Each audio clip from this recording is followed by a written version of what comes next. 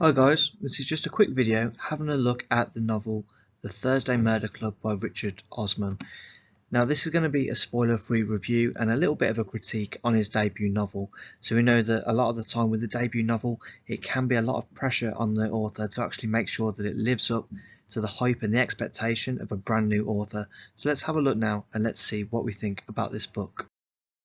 First of all, let's have a look at a bit of an overview about the novel. So if we have a look at the blurb, it says, in a peaceful retirement village, four unlikely friends meet up once a week to investigate unsolved murders. But when a brutal killing takes place on their very doorstep, the Thursday Murder Club find themselves in the middle of their first live case.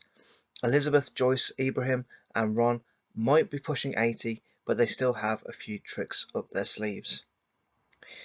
Now we can see here from the blurb that it's going to fall into kind of a very typical kind of whodunit mystery kind of crime novel. The thing that kind of stand out for me and the thing that actually made me want to read it is the fact that the writer is focusing on characters that are, should we say, in the later years of their lives.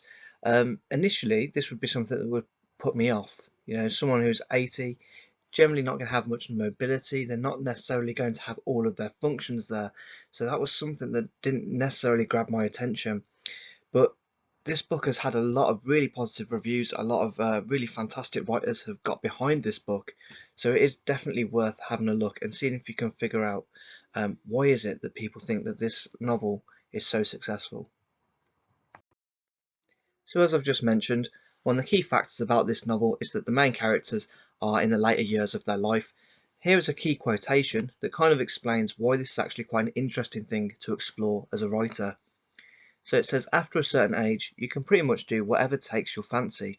No one tells you off except for your doctors and your children.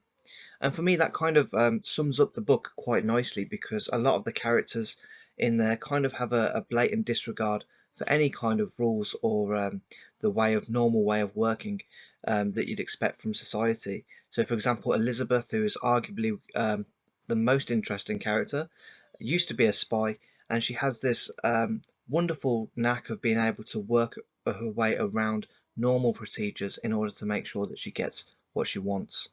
It also tells you that old age isn't something that actually holds them down. If anything, these characters seem to be unencumbered by the restrictions that we normally have in society.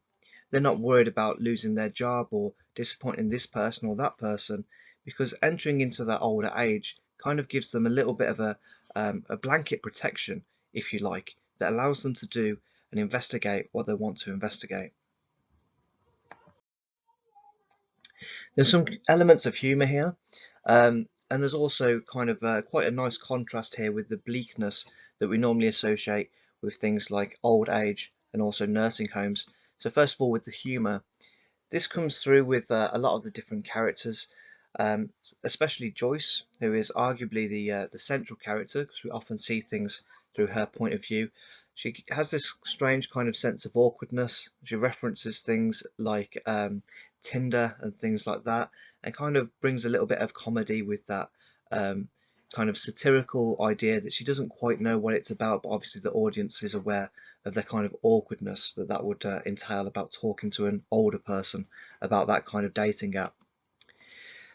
There's also some elements of that typical grandmotherly expressions. So for example, one of the key quotations in there as well, it is a well-known fact that there are no calories in homemade cakes.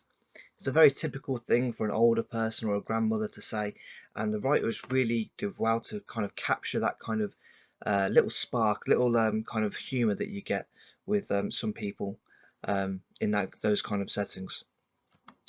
There is, however, an element of darkness. Now, one of the great things about this novel is that the Thursday Murder Club actually are taking on a lot of real life crimes. They are genuinely looking through these cold cases, and they're trying to figure out, you know, different angles and different ideas that the police may have not seen before, and they are genuinely able to act on it and be quite useful in the novel.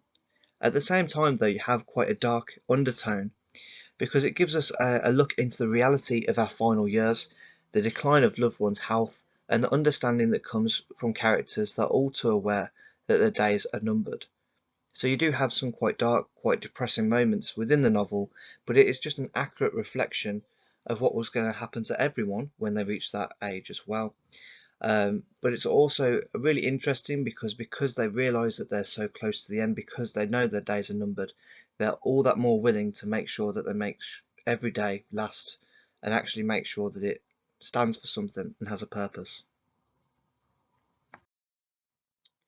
So criticism. So what issues did I find with the novel?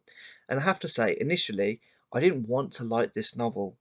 I first heard about the writer because I knew him from the quiz show Pointless. So the fact that he had started writing, it was something I wasn't too sure about, especially the first novel. A lot of the time, writers are struggling to find their way, struggling to find the flow that comes with writers who have been doing it for years and years and years. So I didn't really want to like it. I did in the end actually find that this was a book that I loved. Um, there are a few things that I struggled with though as I read it. So first of all, there's quite a large narrative shift. So as we said there at the start, there are four main characters, but on the top of that as well, we also get the narrative shift to people like Chris and Donna, who are also the police officers that help the Thursday Murder Club and kind of work in collaboration with them. And you have this constant shift from this character, that character, this character, and it really doesn't give you that much time to get to know them on an individual basis. You kind of get little snippets here and there, but it doesn't really allow you to develop that kind of relationship or that kind of bond that you want with a main character that sticks you through the rest of the novel. Red herrings. So for those of you that don't know, a red herring is something that has been put into a book or a film to kind of mislead you, right? So they're things that would be the obvious answer to a crime. So you'd see it and you think, oh, it must be that one. But the real answer is a little bit more hidden and a little bit more in depth. One of my big issues with this one is that there's quite a few red herrings in there. It just seemed to be far too many, with both the police and the members of the club often chasing the wrong source. And this for me kind of made him seem that they wasn't particularly precise. They didn't necessarily have that kind of Sherlock Holmes intelligence and intuition. It seemed almost like they were stumbling along until the answer kind of revealed it themselves. That would be one of the small things that I had difficulty with this novel. The last one, this is something that bothered me a little bit. So they had some characters in there that you were genuinely engaged with because they were really horrible characters, and these characters oftentimes either went or they were killed off, and I really would have liked to have seen them actually develop a little bit more.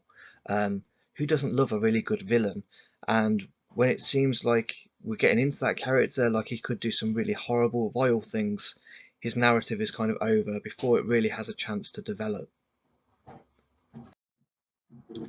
So, final verdict. Would I recommend this book? And the answer is very simply, of course. It is an absolutely fantastic book. Osman's writing style flows really nicely from page to page. It doesn't matter whether it's hunting down the Stockholm killer or persuading the police officer to have more cake. It has this really nice kind of balance of speaking about the lives of the older central characters, and at the same time having a really nice kind of crime investigation feel to the writing as well. The characters do become more interesting as the novel progresses, and it makes you engage in their lives. So towards the end of the novel, because we had so much of this character shift, it was hard for me to really get a decent understanding of each character, but all of that did is made me want to read the second novel even more.